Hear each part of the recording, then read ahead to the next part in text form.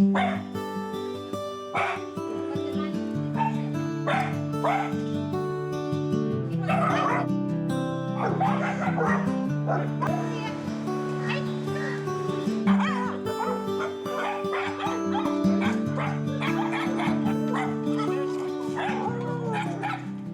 Mary Muscroft, and I'm originally from London, UK, and I'm a singer. I sing with bands, local bands at weddings and hotels, and I also founded the Street Dog Watch Association, which rescues, sterilises, vaccinates dogs.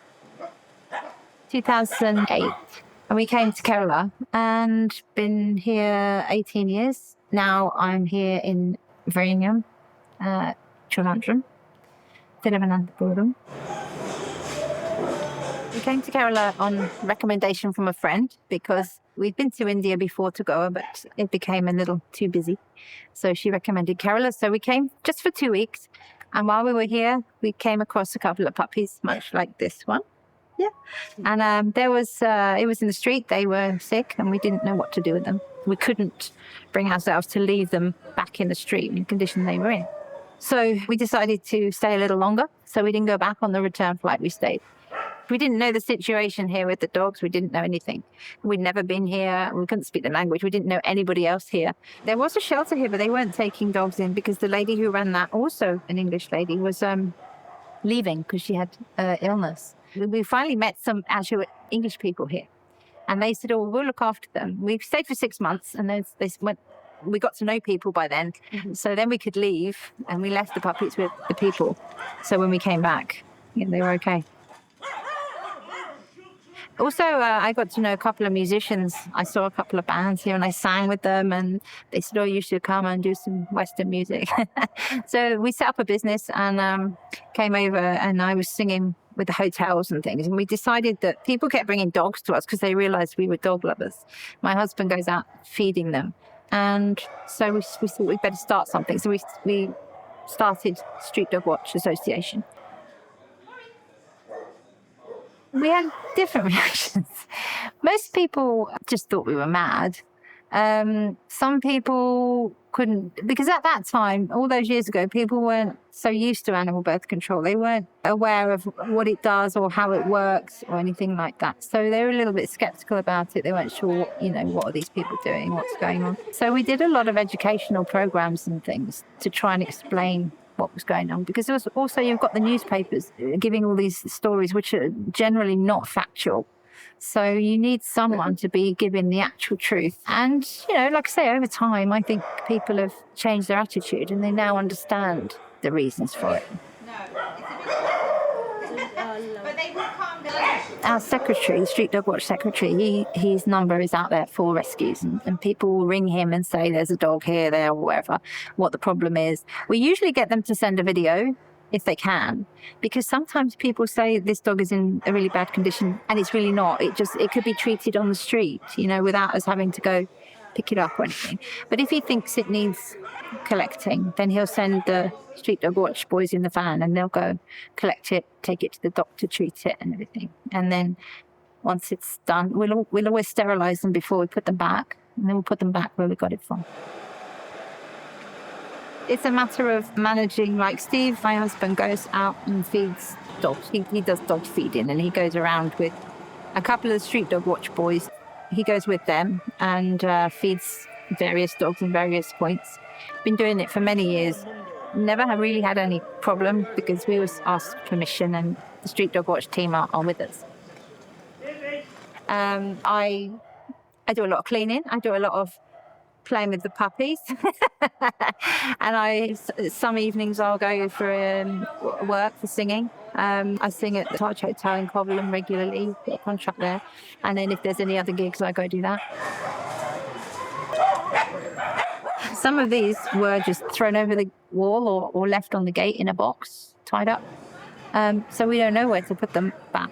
I mean, if they're young like this, you can often get them adopted. And Samita, who's one of the committee members, she's very good at finding homes for dogs and she vets people properly. She asks them lots of questions before we give the puppy away. But if they're young, people will often adopt them, particularly if they're boys, because people prefer boys, young puppies. But if not, what do? I've seen ignorance. I've seen people who don't really know how to look after the dogs. And so they're looking after them in a bad way.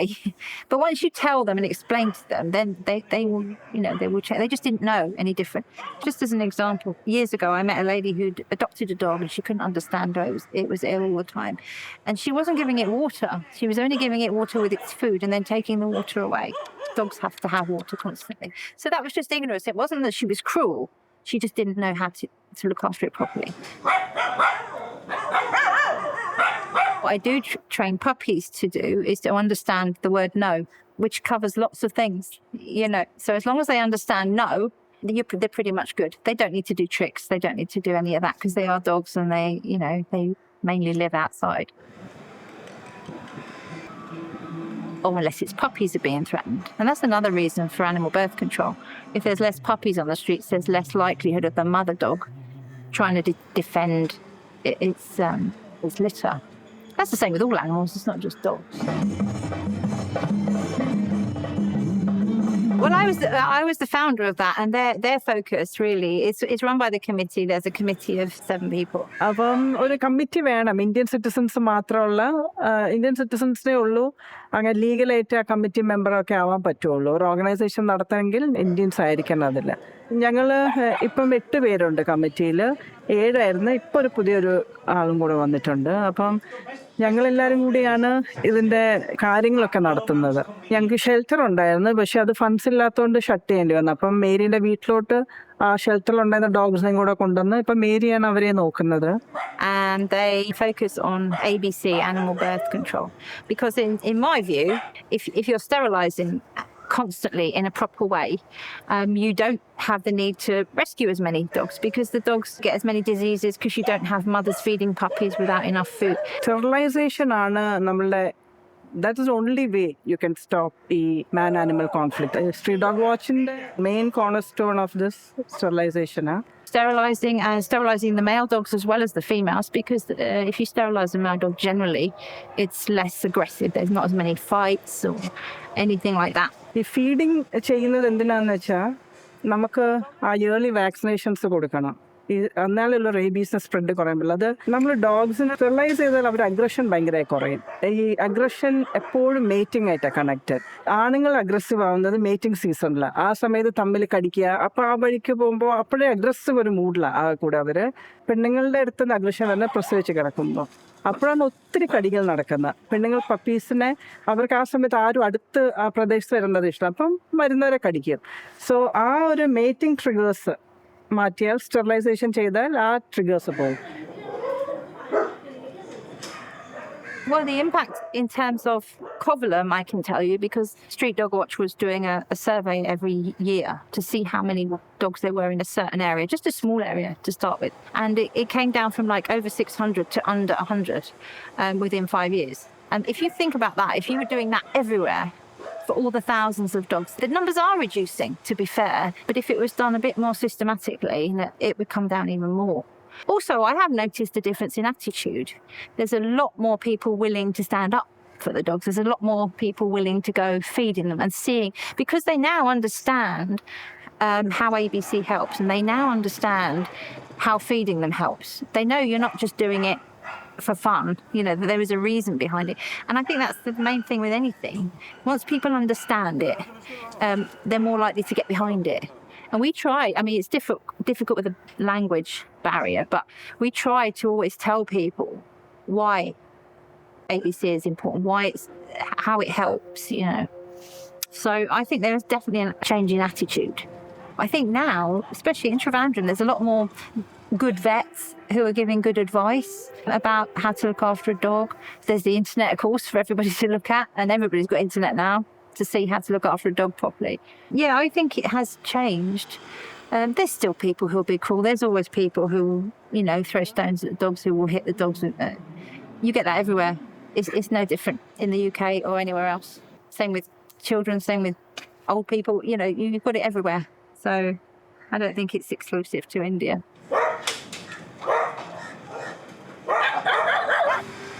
I I think one of the main difficulties is saying no to people with regards to the dogs, because they think you can just keep taking them in and taking them in and taking them in. And there does come a time where you have to say no. And I think a lot of the animal welfare organisations generally, that's where they have a problem, because they are animal lovers and they don't want to say no. But you do have to at some point and focus on what's important. That's why we're now, the committee are now buying this land. Dogs are not children. You know, they're not people. They're not baby replacements.